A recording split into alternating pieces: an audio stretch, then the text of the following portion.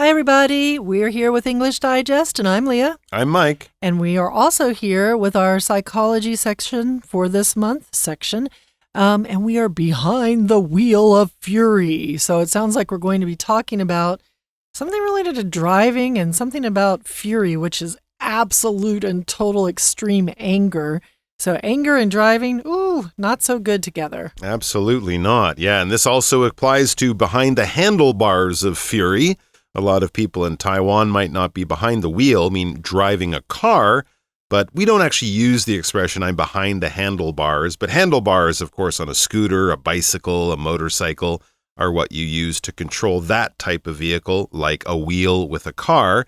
If you say you're behind the wheel, you're driving. So if there's an accident, the police officer might say, who was behind the wheel when the accident happened? In other words, who was driving, who was in control of the car. But here we're behind the wheel of fury. No, we're not talking about a Ford Fury, a type of car. We're talking about rage and anger, being very, very upset with a lot of, nasty feelings inside you. Fury is like great anger, in other words.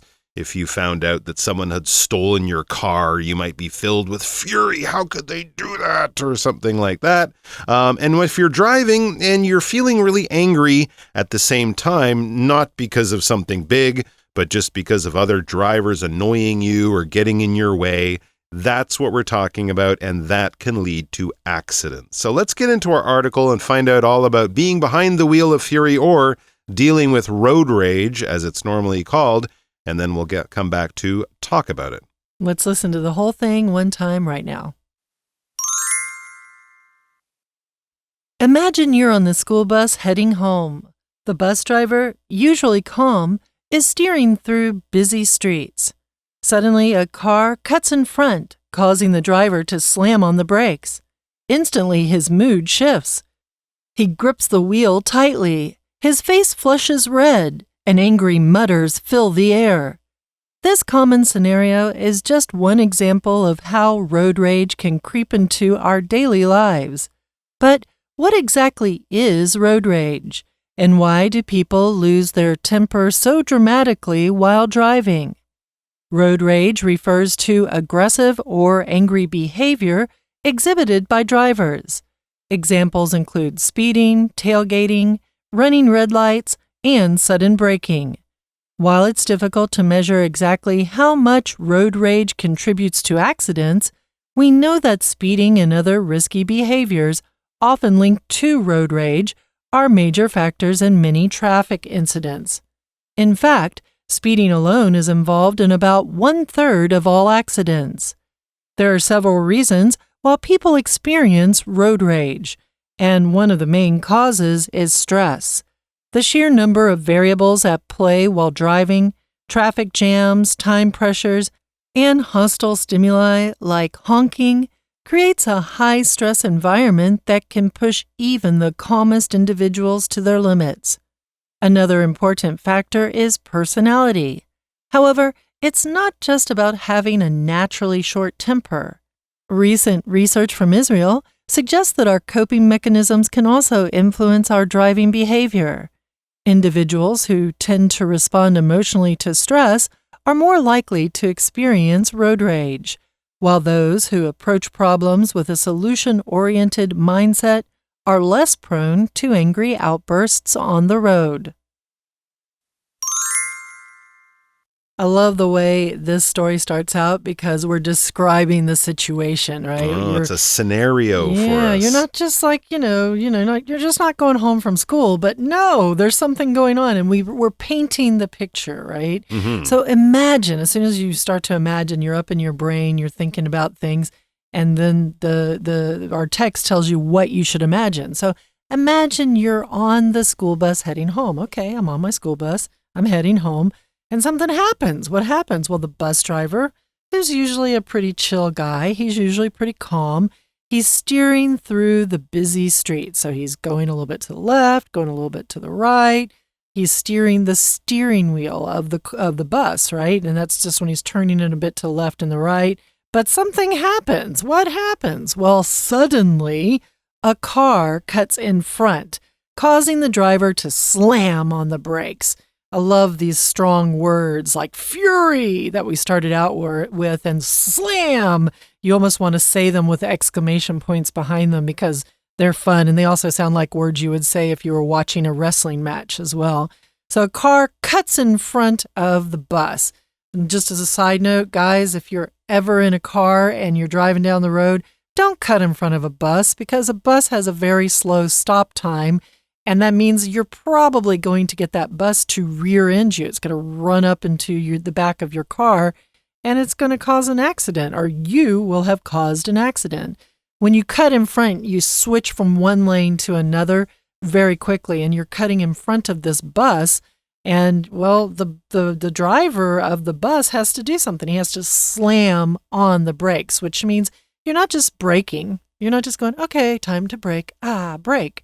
No, but you are pushing your foot down as hard as you can on the brake to get the brakes to brake as quickly as possible to stop the bus so you don't cause an accident and hurt the people inside the bus.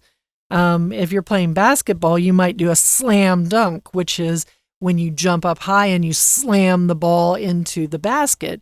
It's not a gentle little basket that you're shooting. It's a forceful action. And again, it's fun to say it with some force as you go. All right, so you're pressing down on the brakes really hard, very quickly, with a lot of force. Instantly, the bus driver, his mood shifts. So now we're not talking about what's going on with the bus. We're talking about what's going on in the mind of the bus driver. His mood shifts. His temper goes from good to bad, from happy to angry. He grips the wheel tightly. You can see his fingers, turning red and his knuckles turning white as he's holding on to this wheel of this bus, just so furious and angry. His face flushes red, another sign of anger, and angry mutters fill the air. Now, if this driver was on his own in a car with no kids, he might be filling the air with all sorts of rude words. But here he's just saying those words. Kind of below, a normal volume. You're kind of keeping the words a little bit in your mouth. You're not saying them out loud, letting other people hear. When you mutter, you're kind of talking to yourself, often in an unhappy way, but not always. Not always. If you live alone, you might talk to yourself a little bit. It's kind of normal, I think, for some folks. But basically, you're not trying to talk to someone. You're just letting your feelings out by talking quietly to yourself. This common scenario, so this common kind of situation where something like this happening is just one example of how road rage can creep into our daily lives. That's what we call it when you lose your temper on the road because drivers are doing things that upset you, make you feel like you're in danger, that could be very illegal and stupid and dangerous, and you let it affect your mood and put you into an angry, bad mood. You are now experiencing road rage, and it can creep into our daily lives. If something creeps into your life, to creep is kind of like to crawl or to slither, to slide along the ground. We're not talking about it in terms of how it's moving.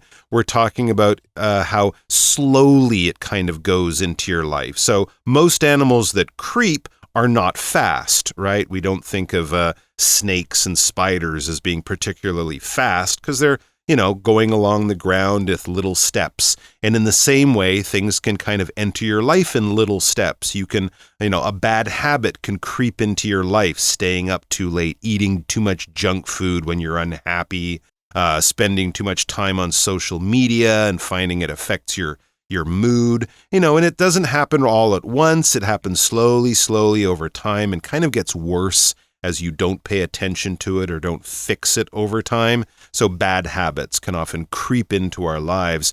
But what exactly is road rage, and why do people lose their temper so dramatically while driving? Yeah, if someone walks in front of you as you're going to get on the bus or something, you might not be so angry so quickly. So where does this come from, and why does it make people so upset so quickly, or have them lose their temper so dramatically, go from 0 to super angry with just, a few dangerous moves in front of your car? Well, I'd say that's a great question to find the answer to, but first let's listen to our Chinese teacher. 听众朋友大家好，我是安娜。我们今天开始的心理单元 Psychology 的单元要跟大家谈谈路怒症。路怒症是什么意思呢？就是驾驶者在路上啊会发怒。哎呀，怎么会发生这种情况呢？比如说文章的第一段开始，假设你没有开车的话，你有可能搭公车啦或搭校车回家，就这时候公车司机啊，因为有一些路况的关系，他整个的情绪都变了，所以就紧握方向盘啊，脸涨得通红啊，可能会骂东骂西的。像这种情境基本上就是我们常常看到的所谓的路怒症。好，当然在我们刚刚的讲解当中，第一段的第4句有一个关键词，你可能已经背过这个字，叫做 mood M-O-O-D， 它就是一个心情上的转变，情绪就起来了，所以很生气。那我们刚刚谈到的这整个情境呢， scenario 这个字啊，就是文章当中有很重要的一个关键字，在第一段第6句第3个单字 scenario。那这个情境有可能包含时间啊、场景啊、人物啊，到底发生什么事了。所以这种情境 scenario 就是我们常常看到的，反正驾驶者就暴怒啊。那所谓的路怒症到底英文怎么说呢？就出现在第一段的第7句逗点前面 road rage。Rage 这个字啊，其实就是 anger， 就是生气，在它的程度上是很高的哦，超级暴怒的 road rage。可是问题是，到底路怒症除了我们刚刚说的就这样暴怒嘛，它到底 exactly 是什么样的一个状况？而且为什么大家会有路怒症呢？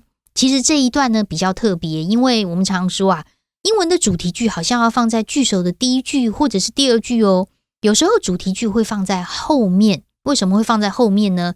像这里文章当中，因为它要铺成一个情境，然后总结告诉我们，这大概就是一个典型的 road rage 的一个例子。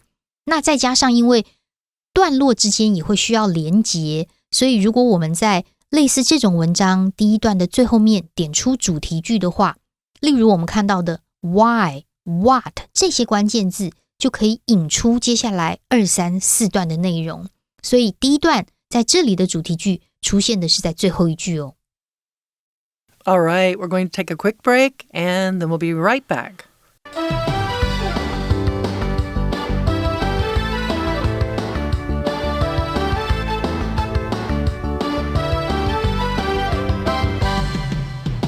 So you ask, what is road rage? Well, road rage refers to aggressive or angry behavior exhibited by drivers. So, when you're driving, you want to keep your cool head. And when you don't, you get angry, you lose control, you might get aggressive, which means a lot of times if you think of a short guy with a really big muscular guy standing up in his face and kind of talking down to him, that guy who's the big muscular guy and is kind of being the bully there, that guy's being aggressive. When you're aggressive, it's normally being overly angry and overly reactive to other people, and you're really kind of about ready to punch somebody, and that's the way you look. There are times when aggression can be seen as a good thing, like you might describe a business taking an aggressive business outlook for the next quarter, where you work a little bit more proactively towards making a profit for your company, and that might involve an aggressive business outlook. When you're playing sports, a lot of times it's good to be a little bit aggressive, because otherwise you're like, oh yeah, the guy's dribbling the ball down the court and look, he shot it. And you just let it all happen. If you get in his face, block his shot, put a hand up, try not to get too aggressive where you foul the person, but really, play to win. A lot of times that's considered to be a good thing when you're aggressive. But road rage, getting aggressive with a car, which is a weapon, a deadly weapon, that's not a good thing. Examples include speeding, tailgating, running red lights, and sudden braking. So speeding too quickly, that can be a sign of road rage. Tailgating somebody, which means you're riding right up on their behind, and kind of anytime they switch lanes, you might ride up right on their behind again and go into that lane as well. You're really not, making things comfortable for the other person. Different, of course, from football tailgating, where I think you lay down the hind gate of the trucks and you sit on the back, and everybody has barbecues and gather together before a football game or after a football game, depending. And running red lights, yeah, that's aggressive behavior that can get you killed when you're driving. And of course, sudden braking, because it means the car behind you, if it's running a little bit close to you, is going to run right into you. So those are all things that can create a dangerous situation. And road rage is you as a driver, when you are experiencing road rage, you are creating that dangerous situation.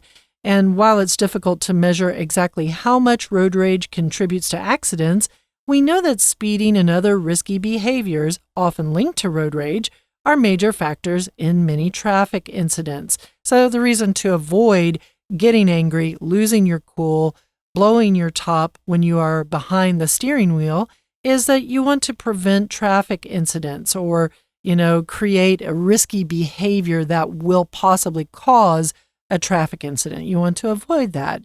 In fact, speeding alone is involved in about 1/3 of all accidents. And I can tell you as a driver, when people go too fast in situations, it immediately gets dangerous because people going too fast, it's going to take them longer to brake, which means if they're traveling too fast and too close to the cars around them, they're likely to cause an accident with one little bitty mistake.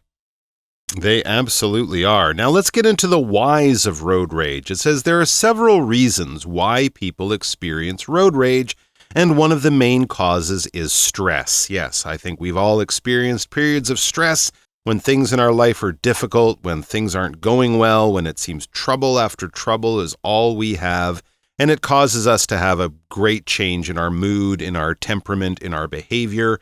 We're stressed, we're nervous, we're upset, we get angry easily and things like that. And this, of course, can happen on the road, partly because maybe many of your problems from your, working life or personal life, they're with you even in the car, they're in your mind. And so little things can become big problems when you're already at a high level of stress. It says the sheer number of variables at play while driving, so basically saying the total number. When we say the sheer number, we're kind of giving the idea that it's a large number, okay? The sheer volume of rain that came down during the typhoon caused flooding in areas of the country that don't normally experience it. The sheer number of people at the store on the opening day meant that they couldn't let more customers through the doors. So we're not giving you an exact number just by saying the sheer number as an adjective. We're saying it's a lot. It's nothing other than a huge amount, in other words. So the total number, the huge number of variables at play while driving. There are many different things going on. In other words, a variable is something that can happen, something that can change. Weather is always a variable in your plans, right? You might have wonderful plans to have an outdoor wedding next month or something, but if there's a typhoon that day, if it rains that day, if it's super hot that day, that's a variable, right? Along with many other things that you can't control, things that are sort of out of your area of control are variables, and you just kind of have to deal with them. And of course, with cars on the road, drivers driving, different types of drivers, good drivers, bad drivers, tired drivers, alert drivers, that kind of thing. It just means a lot of things can happen that are unexpected that you can't control. And it gives an example here of a bunch of them. Traffic jams, can't control those, but they can make you late. That can stress you out. Time pressures, you left home late, you got to get to work. You're gonna be more stressed at that time too. And hostile stimuli like honking. You could just be driving, having a perfectly fine day, but some, not so nice person behind you is in a hurry and they're honking at you and tailgating you, following you closely. Suddenly your good mood now becomes an angry road rage bad mood because of this stimuli. A stimuli is something outside of us that causes changes within us. Okay, so stimuli could be things like the sun helping you to feel more awake in the morning, right? You might have had a bad night's sleep, but if you get up and have a shower, breathe deeply, do some yoga, look at get some sunlight, that's a stimuli that can cause you to feel a certain way. In the same way that smelling delicious food when you're hungry can cause your mouth to start watering. The smell of that food is causing a change in your body. So, stressful events can cause stress in your body to get worse and worse. So this creates all of these things, create a high stress environment that can push even the calmest individuals to their limits. I'm sure if you put the Dalai Lama in a car in Taipei traffic on a Friday evening at 7 o'clock with everyone rushing to get where they want to go, even the Dalai Lama would be going, rah, rah, rah. I don't know if he has a driver's license, though. So yeah, one of the main things that cause problems is stress, right? And here in our next paragraph, it says, another important factor is personality. So who you are, the kind of person you are, the way you react to situations, the way you act to stimuli, those can also be things that will tell whether you're going to have problems with road rage. So, however, it's not just about having a naturally short temper. If you have a short temper, as Mike has mentioned before, as with road rage too, you go from 0 to 100 in just like a snap, right? And that's normally when you have a short temper. Someone snaps. They go from, I'm so happy to, oh, I'm going to beat you up. That is because you have a very short temper. Or a short fuse. You have a short fuse. Yeah, I was just thinking of the dynamite with the short fuse, right? The thing that burns on a bomb before it blows up. If you have a short fuse and you light the firework or something, you're going to run like crazy to get away from the firework before it goes off. Recent research from Israel suggests that our coping mechanisms can also influence our driving behavior. Israel being from the Middle East and near the Mediterranean, lots of stuff going on in the news with Israel in the last bit of time. And recent research from there has suggested that our coping mechanisms can also influence our driving behavior. Coping mechanisms are the way that we handle situations. So mechanisms being methods that we use to reach a result, right? And if you're trying to reach the result of coping, you're trying to find a way to deal. To cope is to deal. Trying to figure out a way to deal with the stress that's going on around you, the anxiety you're having responding to that stress. You're trying to figure out how to really function, right? And yeah, individuals who tend to respond emotionally to stress are more likely to experience road rage. So yeah, if you're a kind of a person who instantly gets extremely stressed out anytime one little thing happens, then you're also that person who's more likely to get very angry very quickly when things don't go your way on the street. Probably because, you don't really have very good coping mechanisms. Some possible coping mechanisms would be like, learning to refocus, trying to turn on music, breathing deeply. Yeah, breathing deeply. Breaths. Having a little conversation with your passengers so that you refocus yourself there. Those might be coping mechanisms to handle that stress. And yeah, you are that person who's going to have road rage more likely if you are someone who responds emotionally. However, while those who approach problems with a solution-oriented mindset, they're less prone to angry outbursts on the road. There's a lot of little words in here. If you're someone who can deal with a situation and look for a solution, find a way to solve a problem, then you are probably going to do a lot better on the road than somebody who freaks out every time somebody blinks a light at you or something like that. Here, oriented mindset is talking about it's focused on a certain way of thinking. So a solution-oriented mindset is one where you're looking to solve a problem. You're looking to find a success at the end of a big negotiation with another company. A solution-oriented mindset in a driving situation, you're considering what your options are to prevent yourself from going completely bonkers and, running into the car next to you. And if you have that kind of way of looking at things where you're looking for solutions, then you're less prone, less likely to have an angry outburst on the road. Prone here means, again, less likely. It does not, in this situation, mean prone as in lying down, but it does also have that meaning. You're less likely to have your angry outburst. Outburst is a great word because if you just turn it the other way around, it tells you what it looks like. You burst out. So your anger bursts out, and that is an outburst. The noun being outburst and bursting out would be the verb phrase. And yeah, you don't want to do that on the road, and we don't want to see that on the road. So you need to find your proper coping mechanism, guys.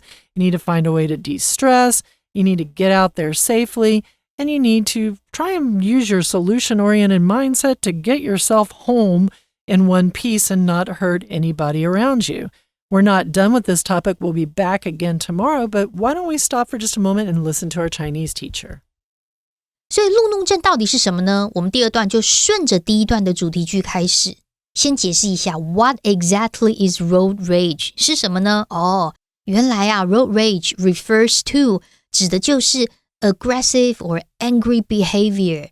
就在第二段的第一句，定义就在这里，它是一种比较具有攻击性或者是很愤怒的行为。但在这里有一个关系子句的简化，我们把后面3个字左右括号 exhibited 一直到最后面的 drivers。那这个关系子句的简化，它省略的是关系词 which 或者是 that 跟 be 动词。我们在句子简化的时候啊，动词直接变成 ing， 可是动词是 be 动词 ，be 动词简化成 ing 的时候，它还是会被省略，因为 be 动词它本身没有什么意义，真正的意义在后面的 exhibited。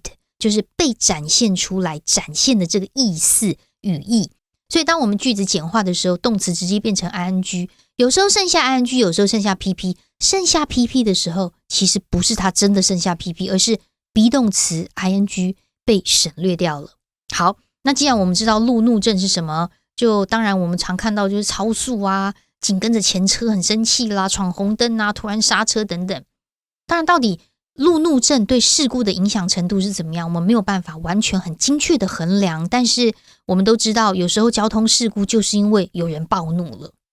第二段的第3句我们来抓出来看一下，它也是一个关系子句的简化哦。第3段关系子句的简化先行词是 other risky behaviors， 其他这种很有危险性的行为。